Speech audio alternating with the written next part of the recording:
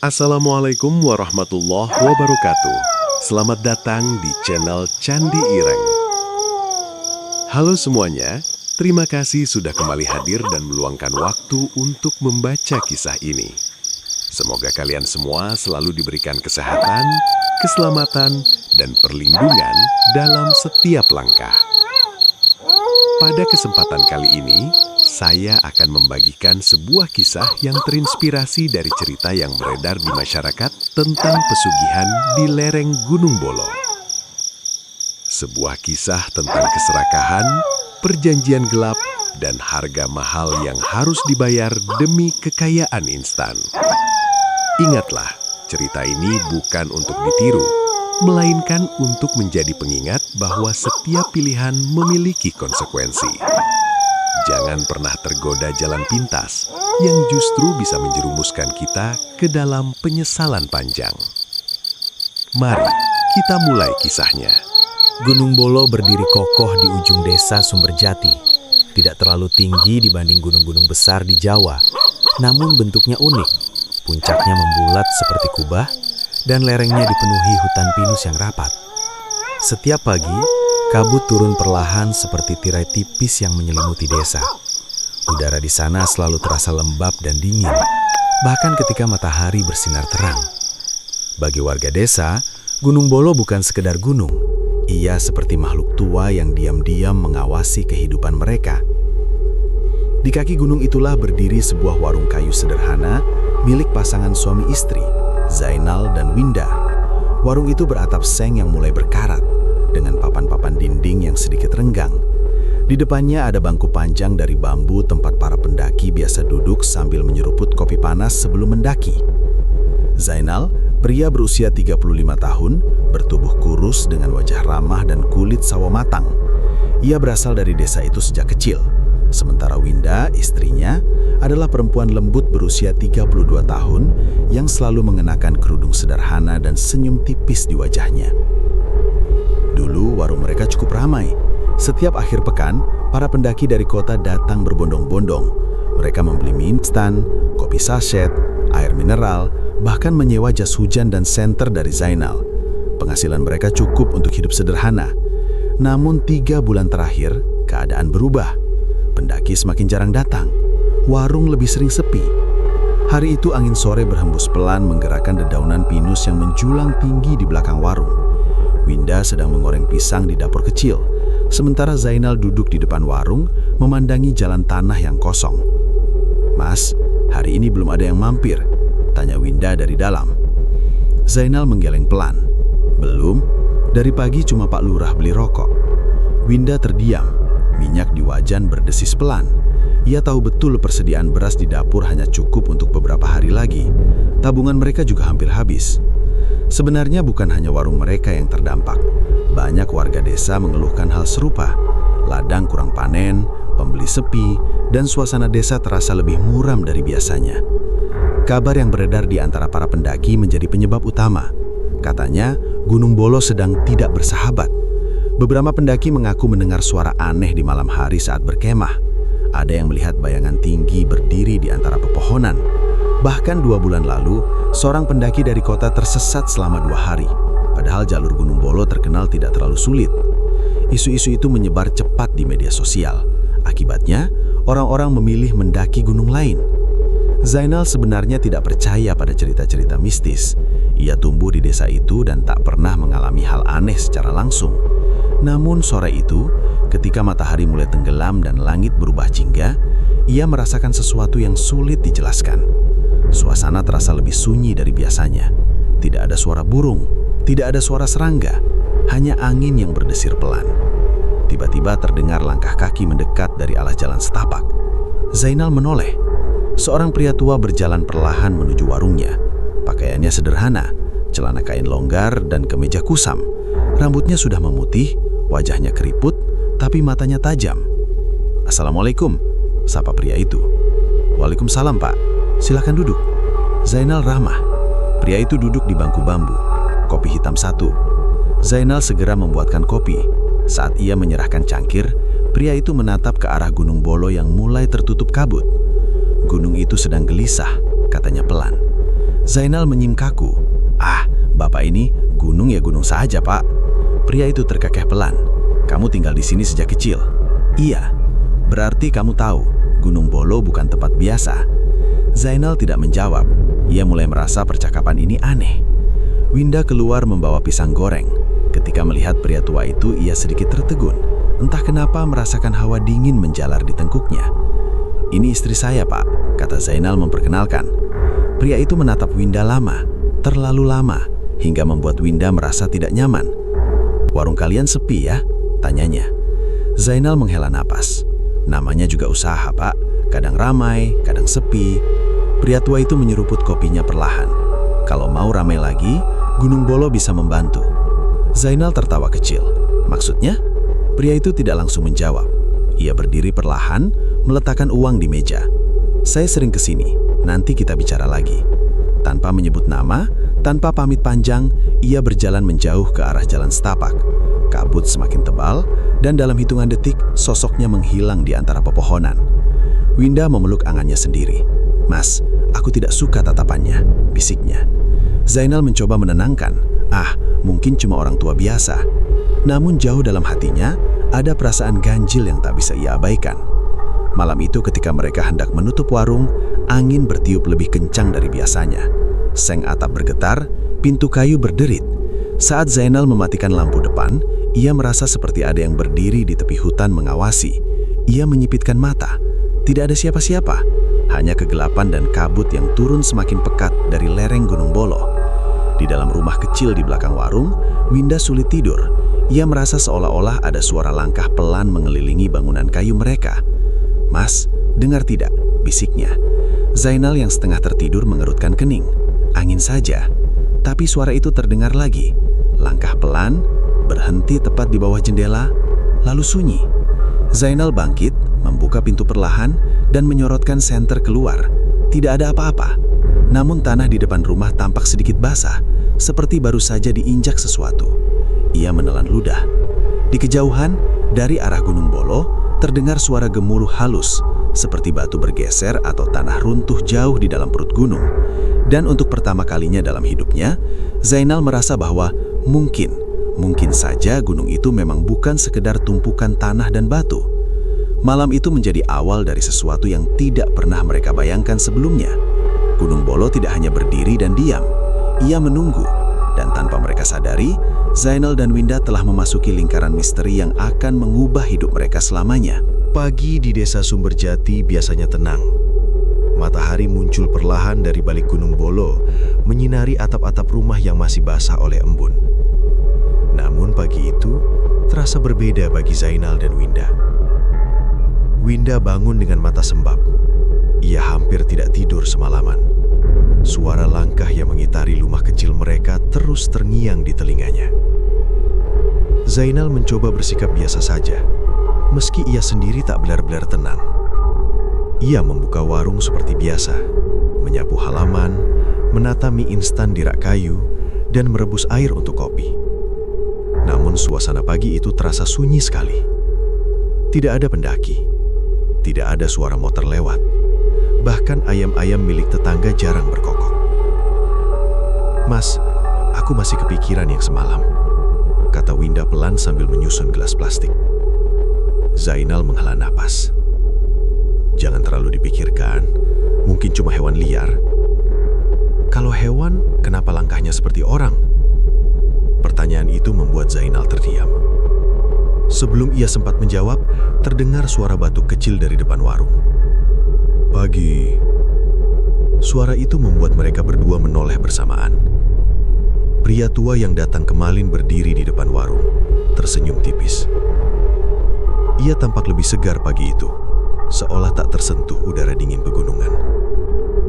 "Silakan duduk, Pak," kata Zainal, mencoba tetap ramah. Pria itu duduk tanpa banyak bicara.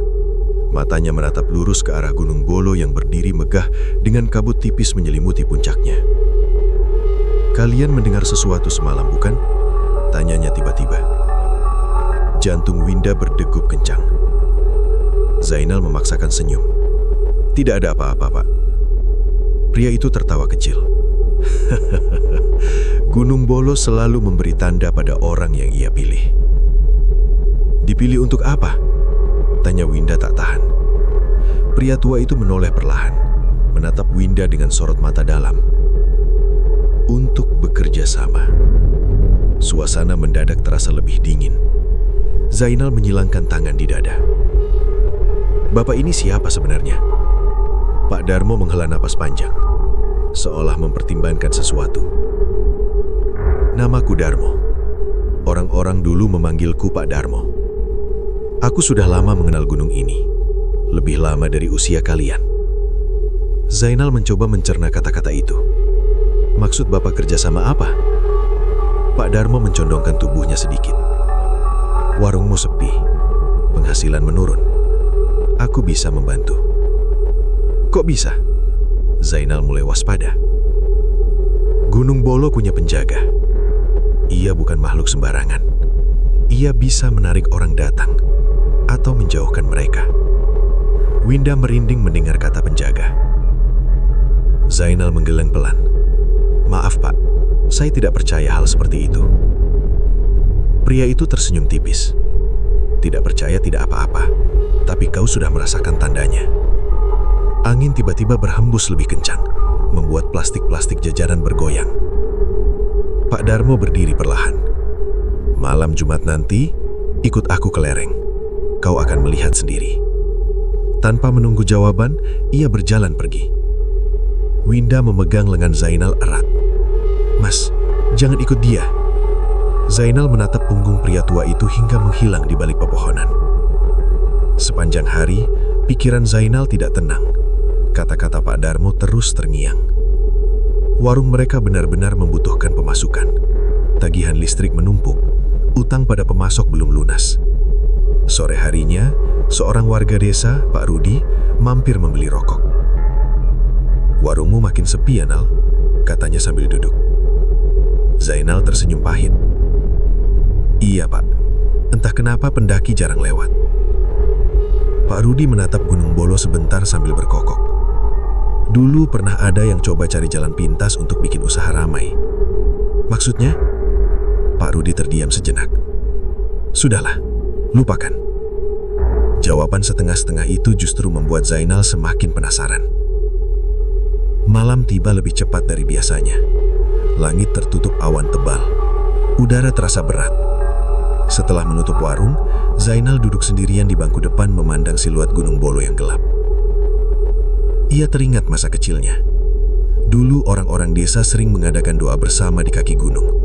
Mereka percaya gunung itu harus dihormati. Namun seiring waktu, tradisi itu menghilang. Mas, panggil Winda lembut dari dalam rumah. Zainal masuk. Mereka makan malam sederhana dalam diam. Saat hendak tidur, suara itu kembali terdengar. Langkah pelan, mengitari rumah, berhenti. Kemudian terdengar seperti suara goresan kuku di dinding kayu. Winda menutup telinganya. Mas, ini bukan angin. Zainal bangkit dengan senter di tangan. Ia membuka pintu cepat dan menyinari halaman. Kosong. Namun kali ini ia melihat sesuatu yang membuat darahnya terasa membeku. Di tanah depan rumah ada jejak kaki. Jejak itu bukan seperti kaki manusia biasa. Lebih besar, lebih panjang. Dan hanya satu jejak, seolah makhluk itu berdiri dengan satu kaki sebelum menghilang. Zainal mundur perlahan. Angin berputar kecil di halaman, membawa bau tanah basah. Dari arah lereng Gunung Bolo terdengar suara gemuruh dalam, seperti napas panjang dari sesuatu yang besar. Keesokan harinya, kabut turun lebih tebal dari biasanya. Warung tetap sepi. Menjelang sore, Pak Darmo muncul lagi, seolah tahu kapan waktu yang tepat. Kau sudah lihat sendiri, bukan? Katanya pelan. Zainal terdiam. Apa yang sebenarnya terjadi? Tanyanya. Pak Darmo menyenyum samar. Penjaga Gunung Bolo sedang memperkenalkan diri. Winda menggenggam tangan suaminya. Kalau kau ingin usahamu kembali ramai, datanglah malam Jumat. Tidak ada paksaan. Kalau tidak, tanya Zainal. Pak Darmo menatap lurus ke arah Gunung Bolo. Gunung tidak suka ditolak. Ucapan itu membuat tengkuk Zainal merinding. Malam itu, setelah Pak Darmo pergi, Zainal dan Winda duduk lama tanpa bicara. "Mas, jangan terlibat," bisik Winda. Zainal memejamkan mata. Di satu sisi ia takut, di sisi lain ia terdesak kebutuhan. Dari kejauhan, puncak Gunung Bolo tertutup awan hitam pekat yang menggantung rendah, seolah menunggu keputusan yang akan mereka ambil. Dan tanpa mereka sadari, waktu terus berjalan menuju malam Jumat. Malam yang akan menentukan arah hidup mereka selanjutnya. Malam Jumat akhirnya tiba. Sejak pagi, suasana desa Sumberjati terasa ganjil. Langit mendung meski tidak turun hujan. Angin berembus pelan namun konstan, membuat dedaunan pinus berdesir seperti bisikan panjang yang tak pernah selesai. Zainal tidak banyak bicara hari itu. Ia duduk di bangku depan warung sambil memandangi Gunung Bolo yang tampak lebih gelap dari biasanya. Kabut menggantung rendah menutupi sebagian lereng seperti selimut putih kusam. Winda tahu suaminya sedang bimbang. "Mas, kamu benar-benar mau ikut?" tanyanya pelan menjelang sore. Zainal tidak langsung menjawab. Ia menatap kedua tangannya sendiri, kasar karena kerja, tapi kini terasa dingin dan gemetar. "Aku cuma mau lihat saja, Win. Tidak ada salahnya memastikan," jawabnya akhirnya. "Kadang yang kita lihat justru membuat kita tak bisa kembali," bisik Winda. Kalimat itu menggantung di udara. Menjelang maghrib, Pak Darmo datang. Ia membawa sebuah tas kain lusuh. Wajahnya tenang, terlalu tenang untuk seseorang yang hendak naik ke lereng gunung di malam hari. "Sudah siap?" tanyanya singkat. Zainal mengangguk pelan. Winda berdiri di ambang pintu rumah mereka. Hatinya terasa berat. Ia ingin melarang, tapi ia juga tahu kondisi keuangan mereka makin sulit. "Cepat pulang, Mas," ucapnya lirih. Zainal hanya tersenyum tipis, mencoba menenangkan istrinya. Mereka berdua berjalan menyusuri jalan setapak menuju lereng Gunung Bolo. Langit makin gelap. Tidak ada suara jangkrik, tidak ada suara burung malam. Hanya langkah kaki mereka dan desir angin. Beberapa ratus meter dari warung, Pak Darmo berhenti. "Dari sini, kita tidak boleh banyak bicara," katanya pelan. Zainal menelan ludah. Mereka masuk ke jalur kecil yang jarang dilewati pendaki. Ranting-ranting pohon seperti merunduk rendah, seolah menghalangi jalan. Tanah terasa lembab dan sedikit berlumpur. Semakin naik, udara semakin dingin. Setelah hampir setengah jam berjalan, mereka tiba di sebuah area lapang kecil di tengah hutan pinus. Di sana, berdiri sebuah batu besar berbentuk aneh. Permukaannya datar seperti kursi raksasa yang sengaja dipahat alam. "Itu batu kursi," bisik Pak Darmo. "Tempat perjanjian dibuat." Zainal menatap batu itu dengan perasaan campur aduk. Ada aura berat yang sulit dijelaskan, seolah-olah tempat itu menyimpan sesuatu yang tak terlihat mata. Pak Darmo membuka tasnya. Ia mengeluarkan ayam hitam yang sudah diikat kakinya, kembang 7 rupa, beras kuning, dan beberapa batang dupa. "Apa benar harus begini?" tanya Zainal pelan. Pak Darmo tidak menjawab. Ia mulai menata sesajen di atas batu. Dupa dinyalakan, asap tipis naik perlahan berputar di udara dingin. "Apa yang harus saya lakukan?" tanya Zainal. "Berdiri di sampingku, jangan bergerak, jangan berbicara kecuali aku perintahkan." Suara Pak Darmo kini berbeda, lebih berat, lebih tegas. Angin tiba-tiba berhenti. Hutan menjadi sangat sunyi. Pak Darmo mulai melantunkan sesuatu. Bukan doa yang biasa didengar Zainal. Kalimat-kalimat itu terdengar asing, seperti bahasa lama yang sudah lama dilupakan. Jantung Zainal berdegup kencang. Saat ayam hitam itu disembelih, darahnya mengalir di permukaan batu. Bau amis bercampur dengan aroma dupa. Tiba-tiba tanah di sekitar mereka terasa bergetar halus. Zainal menoleh panik. Kabut turun lebih tebal, menyelimuti area lapang itu. "Jangan bergerak," bisik Pak Darmo keras. Dari balik kabut terdengar suara gemuruh pelan, seperti langkah sesuatu yang berat menginjak tanah. Dek, dek, dek. Setiap langkah membuat dada Zainal terasa sesak. Bayangan tinggi mulai terlihat samar di antara kabut. Tidak jelas bentuknya, hanya siluet besar dengan bahu lebar dan kepala sedikit menunduk. Zainal hampir mundur, tapi kakinya terasa kaku. Pak Darmo menunduk hormat. "Kami datang memenuhi panggilan," ucapnya dengan suara bergetar. Bayangan itu berhenti tepat di depan batu kursi. Udara terasa sangat dingin hingga nafas Zainal terlihat seperti asap tipis. Kemudian terdengar suara. Bukan dari satu arah, tapi seolah dari segala penjuru. "Siapa yang meminta?" Suara itu dalam, berat, dan bergema seperti berasal dari dalam tanah. Zainal ingin lari, namun rasa penasaran dan ketakutannya saling mengunci.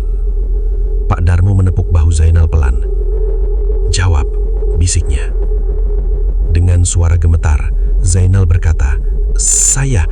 Kabut berputar lebih cepat. Bayangan itu sedikit condong ke arahnya. "Untuk apa?" Zainal menelan ludah. "Usaha saya sepi." Hening sejenak.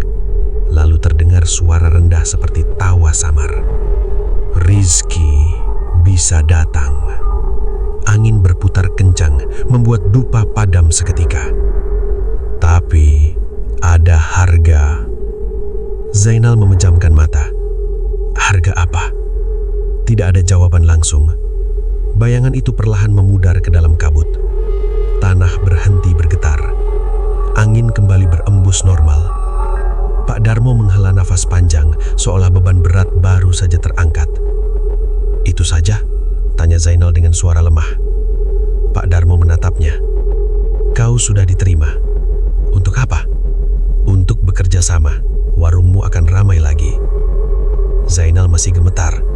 Harga apa yang dimaksud tadi? Pak Darmo tidak langsung menjawab. Ia hanya berkata pelan, "Semua ada waktunya." Mereka turun gunung dalam diam. Saat tiba di warung, Winda sudah menunggu dengan wajah cemas. "Mas, kamu tidak apa-apa?" tanyanya sambil memeriksa wajah suaminya. Zainal mengangguk pelan meski wajahnya pucat. "Apa yang terjadi?" tanya Winda. Zainal terdiam lama sebelum menjawab. "Aku tidak tahu bagaimana menjelaskannya." Malam itu mereka tidur dalam keheningan. Namun, menjelang subuh, terdengar suara ketukan pelan di pintu warung. Tok, tok, tok. Zainal membuka pintu pelan. Tidak ada siapa-siapa, tapi di depan pintu terlegap sebuah batu kecil yang bentuknya mirip dengan batu kursi di lereng gunung itu. Dan dari arah Gunung Bolo, terdengar satu suara gemuruh panjang, seperti nafas dalam yang puas. Babak baru telah dimulai. Tanpa mereka sadari, perjanjian itu sudah berjalan, dan harga yang harus dibayar belum sepenuhnya disebutkan. Pagi setelah ritual di batu kursi, Zainal terbangun dengan tubuh terasa berat. Kepalanya pusing seperti kurang tidur, padahal ia merasa tertidur cukup lama. Winda sudah bangun lebih dulu. Ia sedang menyapu halaman warung ketika Zainal keluar dengan wajah masih pucat.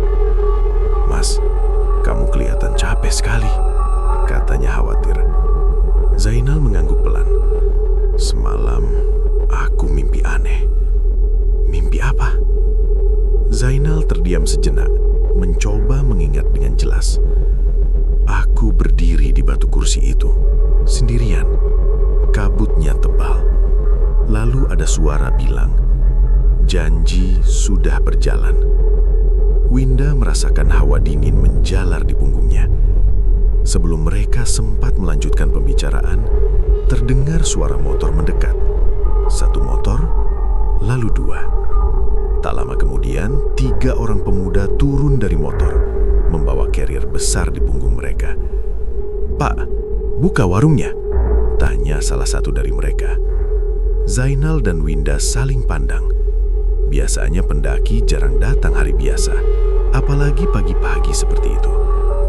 "Iya, silakan," jawab Zainal cepat. Tak sampai 1 jam, 5 orang pendaki lain datang. Lalu 2 mobil dari arah kota berhenti di depan warung. Orang-orang turun, membeli kopi, mie instan, roti, bahkan ada yang menyewa jas hujan dan senter. Warung kecil itu mendadak ramai. Winda hampir tak berhenti melayani pembeli. Zainal berdiri terpaku beberapa detik, tak percaya dengan apa yang terjadi.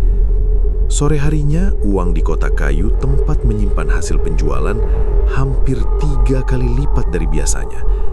"Mas," bisik Winda saat warung mulai sepi menjelang maghrib. "Ini karena semalam?" Zainal tidak menjawab, tapi jauh di dalam hatinya ia tahu jawabannya. Malam kembali turun di desa Sumberjati. Namun kali ini suasana terasa berbeda. Bukan lagi sunyi yang mencekam, melainkan kesunyian yang terasa menunggu. Saat mereka menutup warung, Zainal melihat sesuatu di tanah dekat bangku bambu. Jejak kaki. Jejak besar yang sama seperti malam sebelumnya. Namun kali ini lebih jelas. Dan arahnya menuju warung, bukan menjauh. Zainal menelan ludah. Ia tidak memberitahu Winda. Hari-hari berikutnya keanehan itu berlanjut. Warung selalu ramai. Bahkan di hari kerja pendaki berdatangan lebih banyak dari biasanya. Beberapa di antara mereka mengaku menemukan jalur Gunung Bolo dari rekomendasi teman.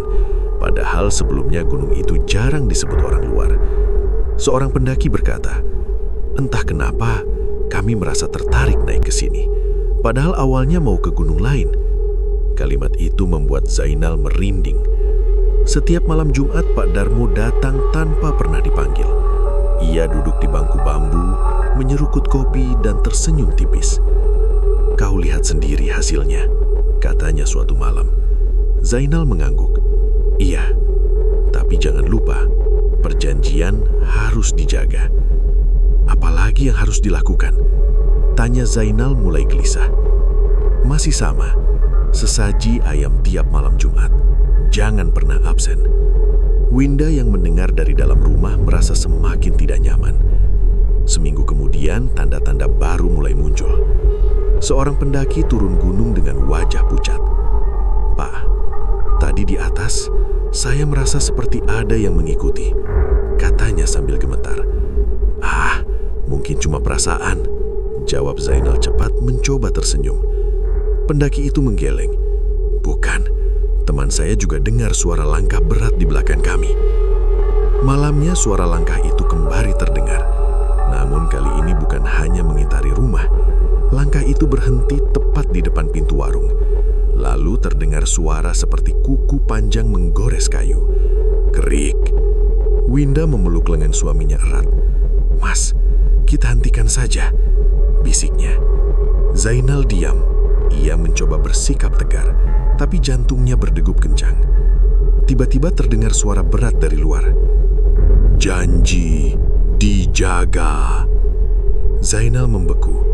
Itu bukan suara Pak Darmo. Itu suara yang sama seperti di batu kursi. Dengan tangan gemetar, ia membuka pintu sedikit dan menyorotkan senter. Tidak ada siapa-siapa. Namun di tanah, tepat di depan pintu, ada bercak hitam seperti bekas lumpur pekat dan bau tanah basah yang sangat menyengat. Keesokan paginya, kabar mengejutkan datang. Seorang pendaki hilang. Ia terakhir dilihat mendaki sendirian kemarin sore. Warga desa mulai mencari bersama tim kecil. Namun hingga malam tak ditemukan jejak jelas. Zainal duduk di warung dengan pikiran kacau. Ia teringat suara itu. Janji dijaga. Apakah hilangnya pendaki itu ada hubungannya dengan ritual? Ia mencoba menepis pikiran itu. Tapi malam itu, mimpi kembali datang. Ia berdiri di batu kursi. Di sekelilingnya, kabut berputar cepat. Lalu suara berat itu terdengar lagi. Yang datang harus memberi. Zainal terbangun dengan napas tersengal-sengal. Winda ikut bangun. Mas, aku merasa ada yang salah. Sejak awal memang salah, jawab Winda pelan. Sore harinya Pak Darmo datang lagi. Kabar pendaki hilang itu, kata Zainal pelan. Apa ada hubungannya? Pak Darmo menatapnya lama sebelum menjawab. Gunung selalu mengambil bagian. Apa maksudnya? Kau ingin warungmu ramai. Orang datang, energi datang. Tapi keseimbangan harus ada. Darah Zainal terasa mengalir lebih cepat. Jadi ini semua bukan cuma sesaji ayam. Pak Darmo setenyum samar. Kau sudah dewasa, Nal. Harusnya kau mengerti. Winda yang mendengar dari dalam rumah mendengar semuanya. Air matanya menetes tanpa suara. Zainal merasa dunia di sekitarnya berputar pelan. Warungnya memang ramai, uang memang bertambah, tapi dengan harga apa? Malam itu angin bertiup lebih kencang dari biasanya. Dari arah Gunung Bolo terdengar gemuruh panjang yang mengguncangkan udara. Zainal berdiri di depan warung, memandani puncak yang tertutup kabut hitam. Untuk pertama kalinya, ia menyadari sesuatu yang mengerikan.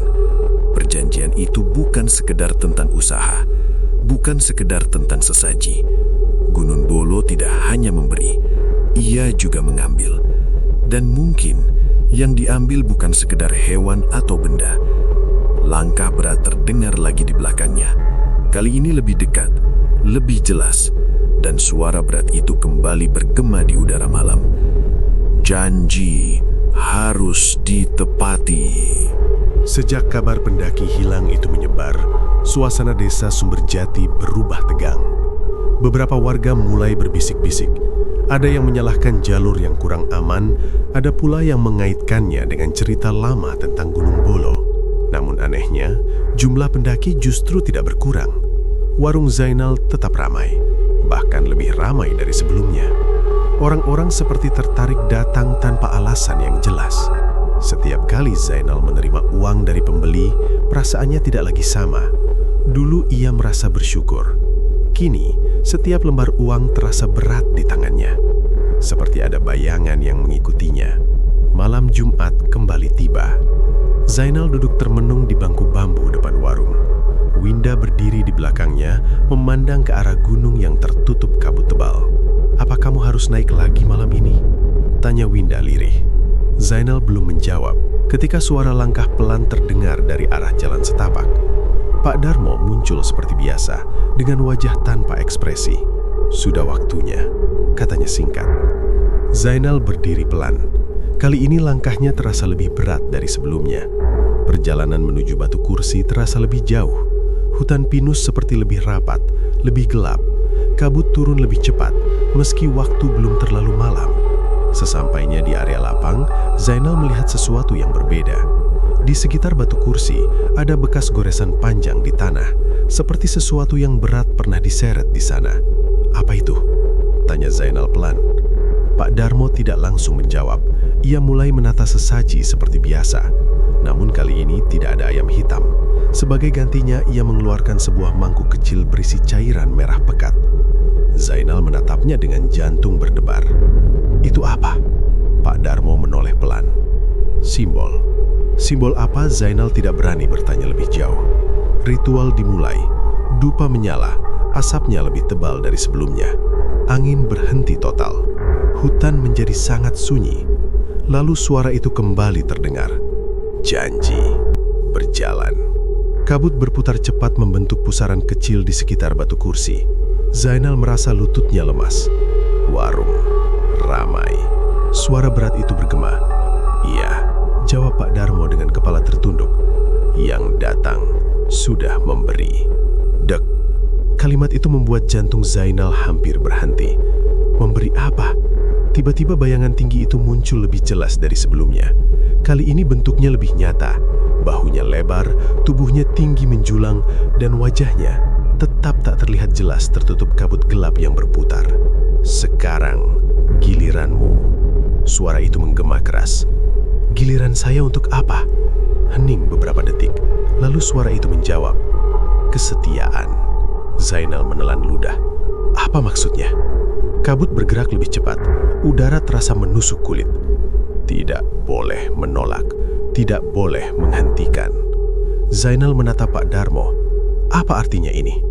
Pak Darmo berbicara tanpa menoleh. Artinya, kau tidak boleh mundur. Bayangan itu mendekat satu langkah. Tanah bergetar pelan. Jika berhenti, yang paling dekat akan menggantikan. Kalimat itu membuat darah Zainal membeku. Yang paling dekat, Winda. Tidak, gumam Zainal. Bayangan itu seakan mendengar pikirannya. Tumbal, bukan selalu yang jauh. Kabut tiba-tiba menyelimuti seluruh area. Zainal tak bisa melihat apa-apa. Ia mendengar suara napas berat di dekat telinganya.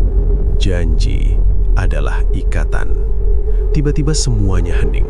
Kabut perlahan menipis. Bayangan itu menghilang. Tanah kembali tenang. Zainal berdiri dengan tubuh gemetar hebat. Apa maksudnya yang paling dekat? Tanyanya dengan suara serak saat mereka turun gunung. Pak Darmo akhirnya menjawab pelan. Jika perjanjian dilanggar, biasanya yang terdekat dengan peminta yang akan diminta. Zainal berhenti berjalan. Maksud Bapak, istri saya? Pak Darmo tidak menjawab. Itu sudah cukup menjadi jawaban. Perjalanan turun terasa seperti mimpi buruk panjang. Sesampainya di rumah, Winda langsung menghampiri. Mas, kenapa wajahmu pucat sekali? Zainal memeluk istrinya erat tanpa berkata apa-apa. Malam itu ia tidak bisa tidur. Ia duduk di tepi ranjang, memikirkan semuanya. Warung ramai, uang bertambah. Tapi sekarang ancamannya jelas. Jika ia berhenti melakukan ritual yang akan menggantikan mungkin orang yang paling ia cintai. Tiba-tiba terdengar suara langkah di luar. Langkah itu lebih berat dari sebelumnya. Tidak lagi mengitari rumah. Kini berhenti tepat di belakang kamar mereka.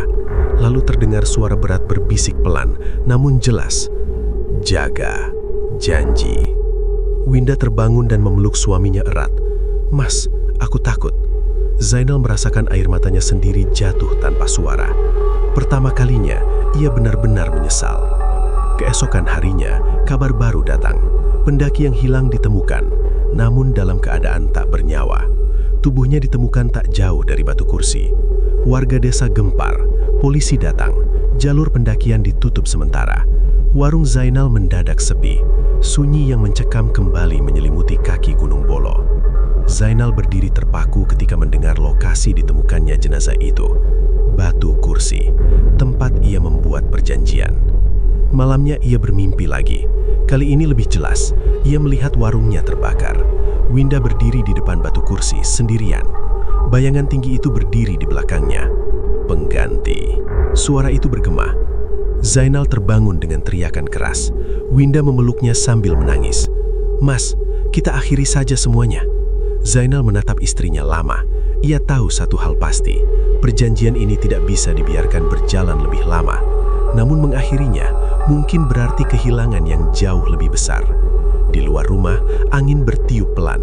Kabut turun perlahan dari Gunung Bolo. Dan untuk pertama kalinya, Zainal merasa bahwa ia bukan lagi sekedar pemilik warung di kaki gunung. Ia telah menjadi bagian dari sesuatu yang lebih besar. Sesuatu yang kini menagih kesetiaan. Dan waktu untuk memilih semakin sempit. Sejak jenazah pendaki itu ditemukan di dekat Batu Kursi, desa Sumberjati berubah sunyi seperti desa yang sedang berkabung panjang. Polisi memang datang dan melakukan penyelidikan, tapi tak ada yang benar-benar bisa menjelaskan bagaimana seorang pendaki berpengalaman bisa ditemukan tak bernyawa di tempat yang tidak terlalu jauh dari jalur utama. Sebagian warga mulai mengaitkannya dengan cerita lama tentang Gunung Bolo, dan nama Zainal perlahan ikut disebut-sebut. Bukan karena ada bukti, tapi karena warungnya tiba-tiba ramai sebelum kejadian, lalu mendadak sepi lagi setelah tragedi itu. Zainal merasakan tatapan berbeda dari beberapa warga yang lewat di depan warungnya. Tatapan penuh curiga. Warung yang dulu ramai kini kembali kosong. Bangku bambu yang biasanya dipenuhi pendaki, kini hanya ditemani debu dan daun kering. Winda duduk di dalam rumah kecil mereka dengan wajah pucat. Sejak malam ketika suara itu berbisik di belakang kamar, ia tidak pernah benar-benar merasa aman. Mas, ucapnya pelan suatu sore. Kita harus hentikan semua ini. Aku tidak peduli lagi soal warung. Kita bisa kerja apa saja. Zainal memandangi Gunung Bolo yang berdiri membisu di kejauhan. Aku juga mau berhenti. Tapi kamu dengar sendiri, kalau aku berhenti, ia tak sanggup melanjutkan kalimatnya. Yang paling dekat akan menggantikan. Kalimat itu terus berputar di kepalanya, seperti gema tanpa akhir. Namun hari itu, Zainal mengambil keputusan. Aku akan cari cara untuk memutusnya. Winda menatap suaminya dengan harapan bercampur takut. Caranya? Zainal terdiam. Ia tidak tahu pasti, tapi ia tahu harus mencoba. Sore itu Zainal pergi menemui satu-satunya orang yang ia rasa mungkin tahu lebih banyak tentang sejarah Gunung Bolo, Mbah Wiratno, seorang sesepuh desa yang sudah berusia lebih dari 70 tahun. Rumahnya berada agak jauh dari pusat desa, dikelilingi pohon bambu yang rimbun. Ketika Zainal datang, Mbah Wiratno sedang duduk di teras, meminum teh hangat. "Sudah tahu kamu akan datang," ucapnya sebelum Zainal sempat berbicara. Zainal tertegun. "Mbah, saya butuh bantuan." Orang tua itu menatapnya dalam-dalam. "Kau sudah naik ke batu kursi ya?" Zainal terdiam beberapa detik, lalu mengangguk pelan. Orang tua itu menghela napas panjang. "Sudah lama tidak ada yang berani membuat perjanjian di sana." "Apa sebenarnya yang ada di Gunung Bolo, Mbah?" tanya Zainal dengan suara berat. Mbah Wiratno memandang ke arah gunung yang puncaknya tertutup kabut tipis. "Penjaga lama, bukan jin biasa, bukan pula arwah manusia. Ia terikat dengan tanah itu sejak ratusan tahun lalu." Zainal merasakan tenggorokannya kering. Bisakah perjanjian itu diputus? Mbah Wiratno terdiam lama sebelum menjawab. "Bisa, tapi tidak mudah." "Bagaimana caranya?" "Kau harus kembali ke batu kursi, tapi bukan untuk meminta, untuk menolak." Zainal mengingat suara berat itu, mengingat ancaman tentang pengganti. "Kalau saya menolak, istri saya akan..." Mbah Wiratno mengangguk pelan. "Itulah resiko, tapi ada cara untuk melindunginya." "Bagaimana?" "Kau harus datang dengan niat bersih, tanpa sesaji, tanpa perantara. Dan kau harus siap membayar dengan sesuatu dari dirimu sendiri." Zainal mengernyit bingi. "Dari diri saya?" "Penjaga Gunung Bolo menyukai ikatan. Kalau kau ingin memutus, kau harus mengganti ikatan itu dengan pengorbanan yang setara." Zainal pulang dengan pikiran semakin berat. Malam itu, sebelum tidur, Zainal memandangi wajah Winda yang tampak lelah. Ia sadar semua ini bermula dari keinginannya sendiri, keserakahan kecil yang ia anggap wajar. Sekarang, nyawa orang lain telah melayang, dan ancaman menggantung di atas kepala istrinya. Ia tak bisa membiarkan itu terjadi. "Win," katanya pelan sebelum tidur, "besok malam aku akan naik lagi." Winda langsung bangun. "Sendirian?" "Iya." "Aku ikut." "Tidak," jawab Zainal tegas. "Kali ini aku harus sendiri." Winda memeluknya erat. "Jangan tinggalkan aku." Zainal merasakan dadanya sesak. "Aku justru ingin memastikan aku tidak pernah menghilangkanmu." Malam berikutnya, langit gelap tanpa bulan. Zainal berjalan sendirian menuju lereng Gunung Bolo. Tidak ada Pak Darmo, tidak ada tas sesaji, hanya dirinya dan tekad yang bercampur takut. Hutan pinus terasa lebih sunyi dari biasanya. Setiap langkahnya diiringi suara ramping patah yang terdengar lebih keras di tengah kesunyian. Sesampainya di batu kursi, kabut sudah lebih dulu menunggu. Batu besar itu tampak lebih gelap. Zainal berdiri tepat di depannya. "Saya datang untuk mengakhiri ini," katanya lantang meski suaranya bergetar. Hening. Angin berhenti. Lalu tanah bergetar halus. Kabut berputar membentuk pusaran yang sama seperti malam ritual. Bayangan tinggi itu muncul perlahan, lebih jelas dari sebelumnya. Tubuhnya menjulang, bahunya bara, udara di sekitarnya terasa berat dan dingin. Janji tidak bisa dibatalkan. Suara itu menggema dalam dada Zainal. "Saya tidak mau lagi. Ambil kembali rizki itu. Ambil semuanya, tapi jangan sentuh istri saya." Kabut berputar lebih cepat. Pengganti harus ada. Zainal mengeleng haras. "Tidak, saya yang membuat perjanjian. Kalau ada harga, ambil dari saya." Hening sesaat. Bayangan itu mendekat satu langkah. Tanah retak kecil di sekitar batu kursi. "Kau siap." Zainal menutup mata sesaat, mengingat wajah Winda. Ia membuka mata kembali. Saya siap. Angin tiba-tiba berputar kencang. Kabut menyelimuti tubuhnya. Dingin menusuk tulang. Ia merasakan seperti ada sesuatu yang menyentuh dadanya. Rasa nyeri menjalar cepat. Bukan luka fisik, tapi seperti sesuatu ditarik dari dalam dirinya. Ia berteriak, namun suaranya tertelan kabut. Rizky, kembali. Suara itu bergema panjang, lalu semuanya gelap. Saat Zainal membuka mata, ia sudah terbaring di depan warungnya sendiri. Langit mulai terang, subuh hampir tiba. Winda berlari keluar rumah dengan wajah panik ketika melihatnya tergeletak. Mas, Mas! Zainal mencoba bangun. Tubuhnya lemas, tapi ia masih hidup. Ia memandang Gunung Bolo. Kabut di puncaknya tampak lebih tipis dari biasanya. Tidak ada gemuruh, tidak ada bisikan. Hanya sunyi yang terasa berbeda. Sunyi yang terasa kosong. Namun jauh di dalam hati Zainal, ia tahu satu hal. Perjanjian itu belum sepenuhnya selesai. Sesuatu memang telah diambil darinya malam itu. Ia bisa merasakannya. Dan entah apa yang hilang dari dirinya, baru akan ia rasakan perlahan-lahan. Sejak malam Zainal naik sendirian ke batu kursi dan menyatakan ingin memutus perjanjian, sesuatu memang berubah. Tidak ada lagi suara langkah berat mengitari rumah mereka. Tidak ada lagi goresan kuku di dinding kayu warung. Kabut yang biasanya turun tebal setiap malam kini tampak lebih tipis. Namun ketenangan itu terasa ganjil, seperti sunyi setelah badai, bukan sebelum. Winda memperhatikan suaminya dengan cemas.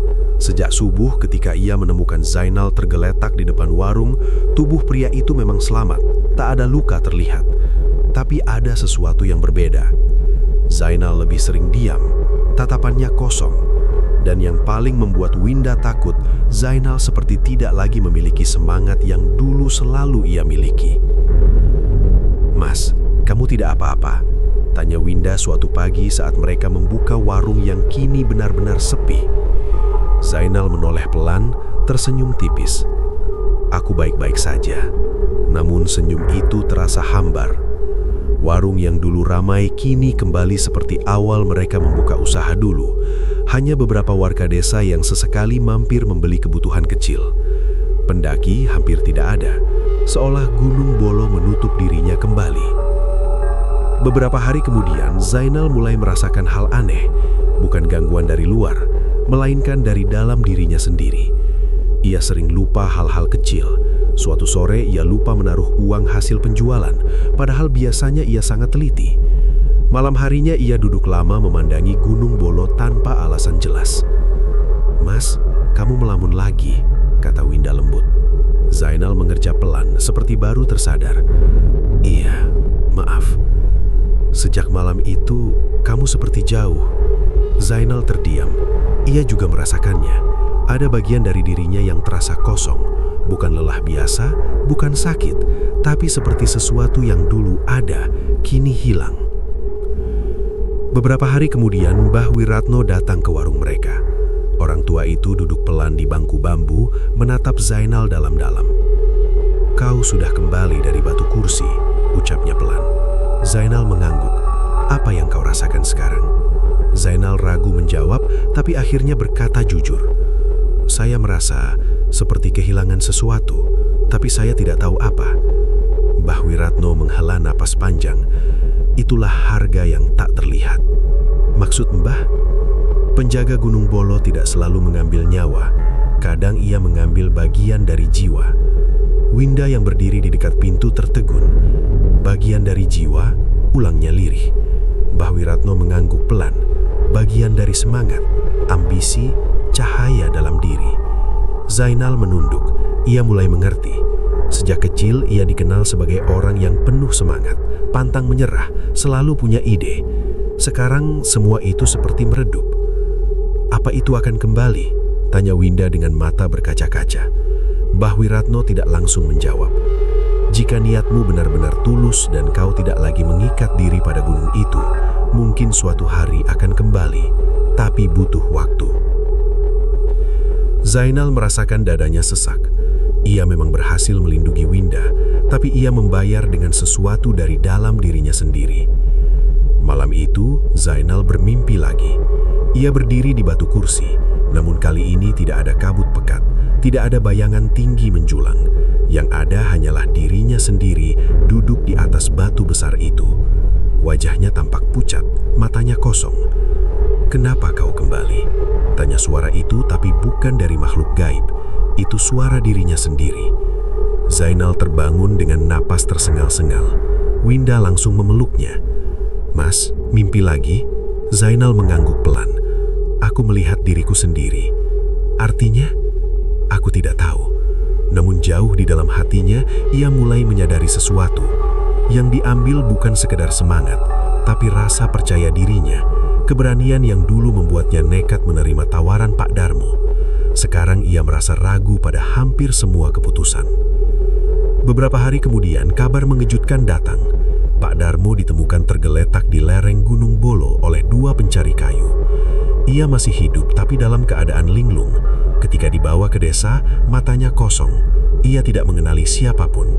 Bahkan ketika Zainal berdiri di depannya, ia hanya menatap tanpa ekspresi. "Dia seperti kehilangan ingatan," kata salah satu warga. Mbah Wiratno yang datang melihat hanya berkata pelan, "Ikatan yang terputus tidak hanya mempengaruhi satu orang." Zainal merasa tubuhnya dingin. Apakah pengorbanannya ikut menyeret Pak Darmo? Malamnya, angin bertiup lebih kencang dari biasanya. Zainal berdiri di depan warung menatap Gunung Bolo. Untuk pertama kalinya sejak semua ini terjadi, ia merasa gunung itu benar-benar diam. Tidak ada gemuruh, tidak ada bisikan, hanya keheningan. Namun keheningan itu terasa seperti luka yang belum sembuh. Hari-hari berlalu, warung tetap sepi. Zainal bekerja tanpa banyak bicara. Winda tetap setia di sisinya, meski ia tahu suaminya sedang berjuang di dalam dirinya sendiri. Suatu sore, seorang anak kecil datang membeli permen. "Pak Zainal, kenapa sekarang jarang senyum?" tanyanya polos. Pertanyaan sederhana itu membuat Zainal terdiam lama. Ia mencoba tersenyum. "Bapak capek saja," jawabnya. Anak itu pergi dengan lari kecil. Zainal menatap bayangan dirinya di kaca jendela warung. Ia masih dirinya, tapi juga bukan dirinya yang dulu. Harga yang tak terlihat itu nyata. Ia telah menukar ancaman terhadap istrinya dengan sebagian dari cahaya dalam dirinya. Dan sekarang, ia harus belajar hidup dengan itu. Namun, jauh di puncak Gunung Bolo, kabut perlahan kembali menebal saat malam tiba. Seolah-olah sesuatu masih mengamati. Bukan lagi menuntut, bukan lagi mengancam, tapi menunggu. Karena dalam setiap perjanjian yang diputus, selalu ada sisa yang belum sepenuhnya selesai. Dan Zainal mulai merasakan bahwa kisahnya dengan Gunung Bolo belum benar-benar berakhir. Sudah hampir 3 minggu sejak malam Zainal memutus perjanjian di Batu Kursi. Desa Sumberjati kembali seperti dulu. Tenang, sederhana, dan tidak lagi dipenuhi kabar pendaki hilang. Jalur Gunung Bolo memang masih sepi, tapi tidak ada lagi kejadian aneh yang terdengar. Namun bagi Zainal, ketenangan itu tidak sepenuhnya membawa damai. Ada sesuatu yang masih tertinggal. Ia bisa merasakannya. Bukan ancaman yang jelas, bukan suara yang terdengar, tapi sensasi seperti ada benang halus tak kasat mata yang masih menghubungkannya dengan Gunung Bolo. Setiap kali angin turun dari arah lereng, dadanya terasa sesak. Setiap kabut menyelimuti puncak, pikirannya mendadak kosong beberapa detik, seperti kehilangan fokus. Winda juga mulai menyadari perubahan kecil itu. "Mas, kamu sering tiba-tiba diam," katanya suatu malam ketika mereka duduk di depan warung yang kini hanya diterangi lampu bohlam kecil. Zainal tersenyum tipis. "Mungkin aku masih capek." Tapi ia tahu itu bukan sekadar capek. Suatu pagi ketika Zainal sedang membersihkan halaman, ia menemukan sesuatu di bawah bangku bambu. Sebuah batu kecil. Bentuknya menyerupai potongan batu kursi. Ia membeku. Batu itu persis seperti yang pernah ia temukan setelah ritual pertama dulu. Tangannya gemetar saat mengangkatnya. Batu itu terasa dingin, sangat dingin, meski matahari sedang bersinar terang. "Mas, itu apa?" tanya Winda dari ambang pintu. Zainal cepat-cepat menyembunyikannya di balik punggung. "Cuma batu biasa." Tapi ia tahu itu bukan batu biasa. Ia memutuskan menemui Mbah Wiratno lagi. Di rumah bambu yang tenang itu, Mbah Wiratno menatap batu kecil tersebut dengan wajah serius. "Jadi kau menemukannya lagi?" tanyanya pelan. Zainal mengangguk. "Padahal aku sudah menolak semuanya, Mbah." "Penolakanmu diterima, tapi bukan berarti ikatan itu hilang sepenuhnya." Zainal merasa jantungnya berdebar cepat. "Apa maksudnya?" Mbah Wiratno menghela napas panjang. "Setiap perjanjian meninggalkan jejak. Kau memang sudah mengganti ikatan dengan pengorbananmu. Tapi penjaga Gunung Bolo adalah makhluk lama. Ia tidak mudah melepaskan. Apa ia akan meminta lagi?" "Tidak seperti dulu," jawab Mbah pelan. "Tapi sisa energinya masih terhubung padamu. Selama kau masih menyimpan rasa takut, selama itu pula ikatan itu belum sepenuhnya putus." Zainal terdiam lama. "Lalu apa yang harus saya lakukan?" "Kau harus kembali sekali lagi," jawab Mbah Wiratno tegas. Zainal langsung menggeleng. "Saya sudah hampir kehilangan diri saya, Mbah." Bukan untuk bernegosiasi, bukan untuk menolak, tapi untuk melepaskan. Bagaimana caranya? Datang tanpa rasa takut, tanpa marah, tanpa permintaan. Kau harus berdiri sebagai dirimu sendiri, bukan sebagai orang yang pernah meminta bantuan. Zainal pulang dengan pikiran kacau. Malam itu mimpi datang lagi. Ia berdiri di batu kursi. Namun kali ini ia tidak sendirian. Di hadapannya berdiri bayangan tinggi itu, tidak lagi sebesar sebelumnya, tapi masih jelas terlihat. "Kau masih terikat." Suara itu bergema. Zainal menatapnya. Untuk pertama kalinya ia tidak merasa seketakutan dulu. "Aku tidak meminta apa-apa lagi," jawabnya dalam mimpi itu. "Rasa takutmu adalah pintu." Kabut bergerak pelan. Zainal terbangun dengan napas teratur, tidak lagi terengah-engah seperti biasanya. Ia mulai mengerti, selama ia terus dihantui rasa takut, sisa ikatan itu tetap hidup. Keesokan harinya, kejadian aneh terjadi lagi. Seorang pendaki muda datang sendirian. Ia membeli air dan mie instan. "Saya merasa tertarik ke sini. Entah kenapa Gunung Bolo seperti memanggil." Kalimat itu membuat Winda pucat. Zainal memandang pemuda itu lama. "Jangan naik sendirian. Tunggu sampai jalur benar-benar dibuka dan ramai." Pemuda itu mengangguk ragu. Setelah ia pergi, Winda memegang tangan suaminya erat. "Mas, jangan bilang ini mulai lagi." Zainal menggeleng perlahan. "Tidak, kali ini berbeda." Ia merasakan sesuatu. Bukan ancaman, tapi seperti panggilan terakhir untuk menyelesaikan semuanya.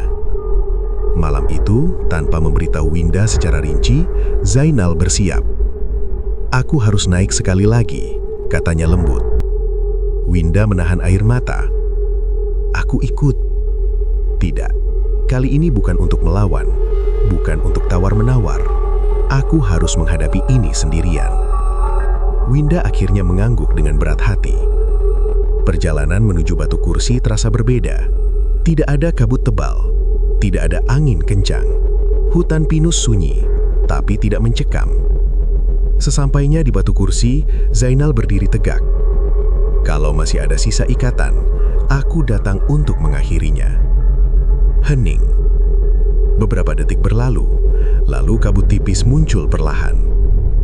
Bayangan itu kembali terlihat, namun lebih kecil, lebih samar. "Kenapa kembali?" Suara itu terdengar lebih pelan dari sebelumnya. "Aku tidak lagi takut," jawab Zainal dalam mimpi itu. Tanah tidak bergetar, angin tidak berputar, hanya kabut yang bergerak pelan.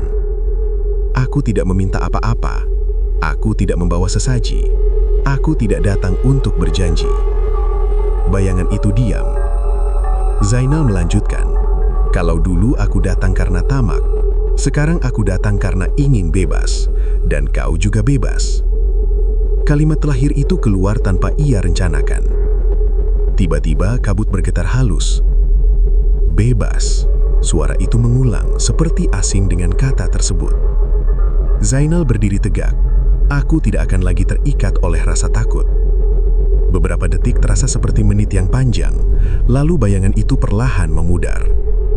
Kabut hilang satu persatu. Tidak ada ancaman, tidak ada gemuruh, hanya suara angin malam yang lembut. Zainal merasakan dadanya ringan, sangat ringan, seperti beban yang lama menekan akhirnya terangkat. Ia berdiri beberapa saat memastikan semuanya benar-benar sunyi. Lalu ia berbalik turun gunung. Saat ia tiba di warung menjelang subuh, Winda langsung memeluknya erat. "Mas?" Zainal tersenyum. Kali ini bukan senyum hambar, senyum yang benar-benar tulus. "Aku rasa ini sudah selesai." Di kejauhan, puncak Gunung Bolo tampak jelas tanpa kabut tebal seperti biasanya. Langit mulai memerah pertanda pagi. Namun jauh di dalam hati Zainal, ia tahu satu hal. Sisa ikatan itu memang telah dilepaskan. Tapi pelajaran dari semua ini akan tinggal selamanya. Dan esok hari mungkin akan menjadi awal baru yang benar-benar bersih bagi mereka. Darah yang tak bisa dibersihkan. Hujan turun deras di lereng Gunung Bolo malam itu. Langit seperti sedang melampiaskan murka yang sudah lama tertahan. Angin berdesir di sela-sela pohon pinus, menciptakan suara seperti bisikan panjang yang saling bersahutan. Di dalam rumah kayu mereka, Zainal duduk terpaku di kursi. Tatapannya kosong.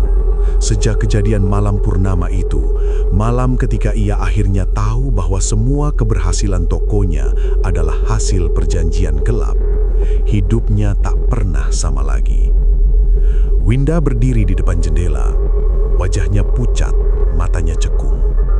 Sejak roh penjaga Gunung Bolo menampakkan wujudnya dan menagih janji, Winda sering bermimpi buruk.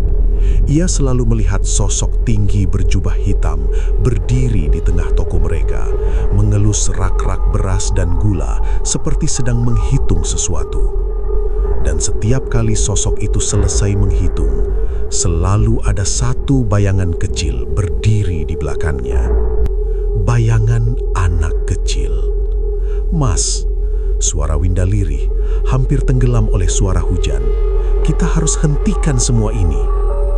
Zainal tidak menjawab. Ia tahu apa maksud istrinya. Sejak mereka menghentikan ritual dan menolak memberikan tumbal seperti yang ditagih, keadaan justru semakin memburuk. Barang dagangan sering rusak tanpa sebab.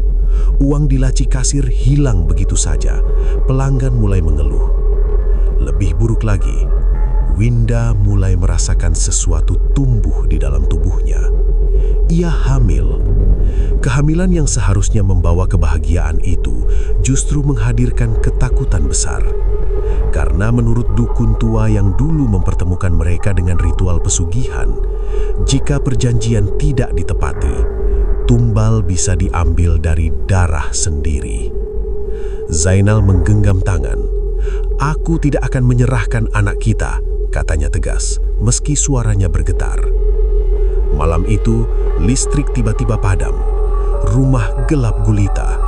Hanya cahaya petir yang sesekali menerangi ruangan. Winda memegang perutnya. Nafasnya mendadak sesak. Udara terasa berat, seolah-olah ada sesuatu yang menekan dari segala arah. Lalu terdengar suara langkah. Bukan dari luar, dari dalam rumah. Pelan, berat, seperti seseorang berjalan tanpa tergesa. Zainal berdiri, tangannya meraba-raba mencari senter, tapi sebelum ia menemukannya, suara itu sudah berhenti tepat di belakangnya. Janji adalah hutang.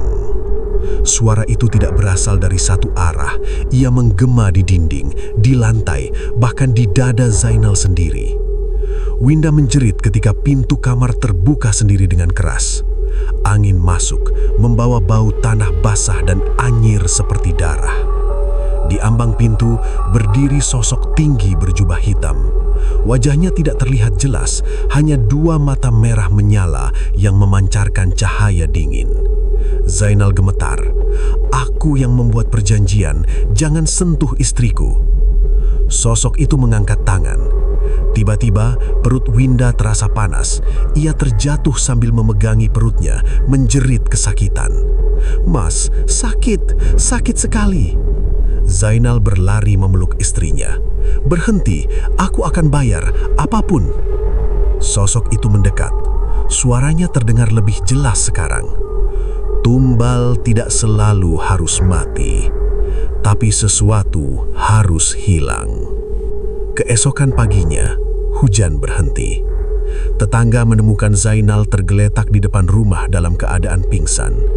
Winda dibawa ke bidan desa karena pendarahan hebat. Anak dalam kandungannya tidak bisa diselamatkan. Dokter bilang itu keguguran biasa, tapi Winda tahu. Ia merasa seperti ada sesuatu yang keluar bukan hanya dari tubuhnya, tapi dari jiwanya. Beberapa hari setelah kejadian itu, toko mereka mendadak ramai lagi. Pelanggan datang seperti dulu, uang mengalir deras. Seolah-olah Gunung Bolo telah menerima pembayaran. Zainal duduk di bangku kasir dengan wajah kosong. Ia tidak tersenyum saat melihat uang menumpuk. Ia tidak lagi merasa bangga, karena setiap lembar uang yang ia sentuh terasa dingin seperti memegang abu. Winda menjadi lebih pendiam. Ia sering menatap sudut toko dengan mata kosong, seolah melihat sesuatu yang tidak bisa dilihat orang lain. Suatu sore, ketika toko hampir tutup, anak kecil masuk sendirian. Bajunya lusuh, wajahnya pucat. "Apa ada permen, Pak?" tanyanya pelan. Zainal mengambil beberapa permen dan memberinya gratis. Anak itu tersenyum. Senyum yang terlalu dewasa untuk anak seusianya. "Terima kasih, Pak, sudah menepati janji." Zainal membeku. Ketika ia mengedipkan mata, anak itu sudah tidak ada. Pintu toko tertutup sendiri dengan suara keras. Malamnya Winda kembali bermimpi. Ia berdiri di lereng Gunung Bolo. Kabut tebal menyelimuti sekelilingnya. Di tengah kabut itu berdiri sosok berjubah hitam. Di sampingnya, seorang anak kecil memegang tangannya. Anak itu menoleh kepada Winda. Wajahnya samar, namun matanya sama seperti mata Zainal. Winda terbangun sambil menangis. Ia sadar satu hal. Perjanjian itu belum selesai. Gunung Bolo belum benar-benar puas. Dan sesuatu yang lebih besar sedang menanti. Di luar rumah, di puncak Gunung Bolo, kabut bergerak perlahan seperti makhluk hidup. Di antara kabut itu, dua mata merah menyala kembali terbuka. Menunggu waktu yang tepat. Menunggu kesalahan berikutnya. Karena dalam perjanjian gelap, sekali kau masuk, tak ada jalan keluar tanpa membayar lebih mahal. Dan harga sebenarnya belum sepenuhnya ditagih. Sejak keguguran itu, hidup Zainal dan Winda berjalan seperti bayangan tanpa cahaya. Toko mereka kembali ramai, bahkan lebih ramai dari sebelumnya. Orang-orang desa memuji keberuntungan Zainal. Mereka bilang usaha kecil di lereng Gunung Bolo itu kini seperti diberkahi rezeki tak ada habisnya. Namun, hanya Zainal dan Winda yang tahu kebenaran di balik semua itu. Setiap malam, tepat pukul 12, rak paling ujung di dalam toko selalu bergeser sedikit. Tidak pernah jatuh, tidak pernah rusak, hanya bergeser seolah memberi ruang bagi sesuatu yang tak terlihat. Dan setiap kali itu terjadi, suhu ruangan mendadak dingin seperti berada di dalam kuburan. Winda semakin kurus. Ia jarang berbicara. Tatapannya sering kosong, seolah separuh jiwanya tertinggal di suatu tempat yang tak bisa dijangkau. Kadang ia berdiri lama di depan rak permen, menatap tanpa berkedip. Suatu malam ia berkata pelan, "Mas, dia masih di sini." Zainal tahu siapa yang dimaksud. Anak kecil yang datang membeli permen itu. Anak yang muncul dalam mimpi. Anak yang seharusnya menjadi darah daging mereka. Rasa bersalah akhirnya menggerogoti hati Zainal hingga tak tertahankan. Ia sadar, selama ia hanya diam dan menikmati hasilnya, perjanjian itu tak akan pernah selesai. "Besok malam, aku naik ke puncak," katanya tegas. Winda menatapnya takut. "Mas, jangan. Kalau kamu pergi, aku takut tidak akan melihatmu lagi." Zainal memegang tangan istrinya. "Kalau aku tidak pergi, kita tidak akan pernah hidup tenang." Malam berikutnya, dengan membawa senter dan seutas kain putih, Zainal mendaki Gunung Bolo sendirian. Hujan tidak turun, tapi kabut turun sangat tebal. Jalan setapak yang biasa ia lewati terasa berbeda, lebih panjang, lebih sunyi. Semakin tinggi ia mendaki, semakin terasa tekanan di dadanya. Ketika sampai di pohon besar tempat dulu ia melakukan ritual, angin berhenti total. Sunyi. Lalu terdengar suara yang sudah ia kenal. Datang untuk menagih atau membayar. Sosok berjubah hitam muncul perlahan dari balik kabut. Mata merahnya menyala dalam gelap. Zainal berlutut. "Aku datang untuk mengakhiri." Sosok itu tertawa pelan. Perjanjian tidak bisa diakhiri, hanya bisa diselesaikan. Zainal mengangkat wajahnya. "Apalagi yang kau mau? Kau sudah mengambil anakku." Kabut berputar di sekitar mereka. Lalu dari dalam kabut muncul bayangan kecil. Anak itu berdiri di samping sosok hitam tersebut. Tumbal bukan hanya tentang nyawa, ini tentang keserakahan. Zainal menunduk. Air mata jatuh ke tanah. "Aku salah, aku tamak, aku ingin kaya dengan cara instan, tapi istriku tidak pantas menanggungnya." Sosok itu mendekat. "Setiap pilihan memiliki harga. Harga belum lunas. Kalau begitu, ambil aku." Kalimat itu meluncur begitu saja dari mulut Zainal. Angin mendadak berputar kencang, pohon-pohon bergoyang hebat. Sosok hitam terdiam. "Nyawamu tidak sebanding," katanya pelan. "Yang diinginkan bukan kematianmu, tapi penebusan." Zainal mengangkat kepala. "Kembalikan semua yang bukan milikmu, hancurkan jalur rezeki yang kebuka, dan tinggalkan tempat ini selamanya. Hidup miskin atau mati kaya, itu pilihannya." Zainal tahu, jika ia setuju, toko akan bangkrut. Semua uang yang ia kumpulkan akan lenyap. Ia dan Winda harus memulai dari nol, mungkin lebih buruk dari sebelumnya. Namun jika ia menolak, ia tahu harga berikutnya bisa jauh lebih mengerikan. Zainal menutup mata. Ia teringat wajah Winda saat menangis. Teringat perut istrinya yang dulu ia elus dengan penuh harapan. Teringat suara tawa anak kecil dalam mimpinya. "Aku pilih hidup, walau miskin." Kabut berhenti berputar. Sosok hitam perlahan memudar. "Mulai besok, semuanya akan kembali seperti sebelum perjanjian. Jangan pernah menoleh ke belakang." Anak kecil itu menatap Zainal untuk terakhir kali, lalu tersenyum tipis sebelum ikut menghilang bersama kabut. Sunyi kembali menyelimuti Gunung Bolo. Keesokan harinya, toko Zainal kosong. Beras di karung berubah menjadi kutu. Gula mencair seperti terkena air. Uang di laci kasir menghilang tak bersisa. Pelanggan berhenti datang. Dalam waktu seminggu, mereka benar-benar bangkrut. Tetangga mulai berbisik. Ada yang bilang Zainal terkena sial. Ada yang bilang ia salah kelola. Tidak ada yang tahu kebenaran sesungguhnya. Zainal dan Winda menjual rumah kecil mereka dan pindah ke kota kecil di kaki gunung. Mereka bekerja serabutan. Zainal menjadi buruh angkut, Winda membantu di warung makan. Hidup mereka sederhana, bahkan sering kekurangan. Namun, tidak ada lagi suara langkah tengah malam. Tidak ada lagi rak bergeser sendiri. Tidak ada lagi mimpi tentang mata merah. Untuk pertama kalinya, mereka bisa tidur tanpa rasa takut. Suatu sore, ketika Winda sedang menyapu halaman kontrakan kecil mereka, ia merasakan sesuatu berbeda. Tubuhnya terasa lemas, tapi bukan karena sakit. Beberapa minggu kemudian, bidan memastikan sesuatu yang membuat mereka terdiam lama. Winda hamil lagi. Kali ini, tidak ada mimpi buruk, tidak ada bayangan hitam, tidak ada kabut Gunung Bolo dalam tidur mereka. Ketika bayi laki-laki itu lahir, tangisnya nyaring dan sehat. Zainal menangis untuk pertama kalinya tanpa rasa takut. Mereka menamainya Haris. Malam pertama setelah Haris lahir, Zainal bermimpi singkat. Ia berdiri jauh di kaki Gunung Bolo. Kabut tipis menyelimuti puncaknya. Tidak ada mata merah, tidak ada sosok berjubah hitam, hanya angin biasa yang berdesir lembut.